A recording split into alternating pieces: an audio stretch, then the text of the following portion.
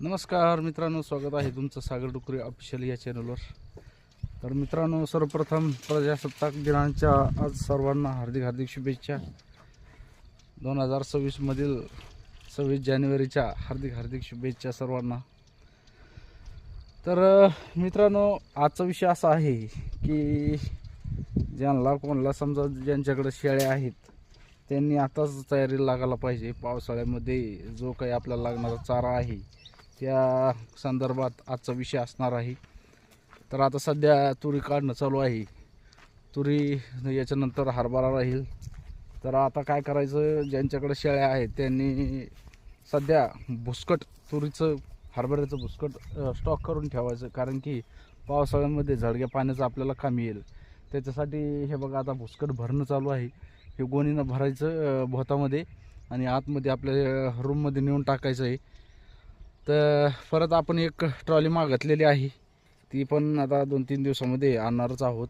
ते काढायचं राहिलेलं आहे. समोरचं खोडेपुरीच्या शिवारामध्ये घेतलेलं आहे आपण एक ट्रॉली. सध्या काही समजा त्यांचं चाललं मागं पुढं, पण यावर्षी इतकं अवघड झालं मित्रांनो या साऱ्याचं.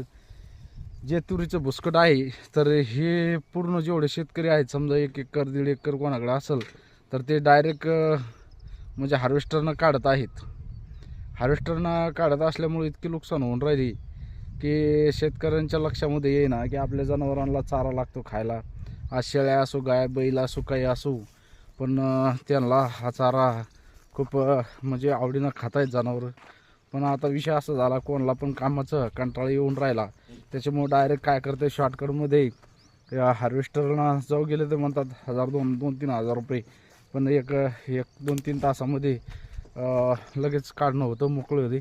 अशा हिशोबानं सर्व शेतकरी आता ज्यांच्याकडे 1-1.5-2 एकर तूर आहे ते डायरेक्ट हार्वेस्टरनं काढत आहेत. तर आता बघितलं मी 1-2 विचारून, पण म्हणलेले आता काय गॅरंटी वाटत नाही. कारण काय व्हावं लागलं, कोणी हार्वेस्टर जवळ आलं की लगे हार्वेस्टरनं काढून घ्यायला. फक्त आता कोणत्या शेतकऱ्याकडे आहे ज्यांनी पाटे आता समजा पराठीमध्ये घातलेले सरकीमध्ये, तर आपण कसं माझा पाटा घातला होता, ज्यांनी असे 2-4 पाटे घातलेले त्यांचंच सध्या त्यांच्याकडं तुरी आहेत, तेच मशनीनं काढत आहेत. समजा हातानं कट करून मशनीनं काढत आहेत.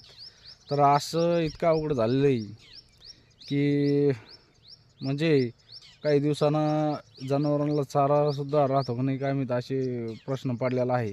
मित्रांनो, माझं म्हणण्याचं तात्पर्य एकच आहे, आता तुम्हाला सध्या संधी आहे. तुम्हाला जर समोर पालन पावसामध्ये ठेवायचं असेल, पावसाळ्यामध्ये तुमच्याकडे शेळ्या असेल, तर तुम्ही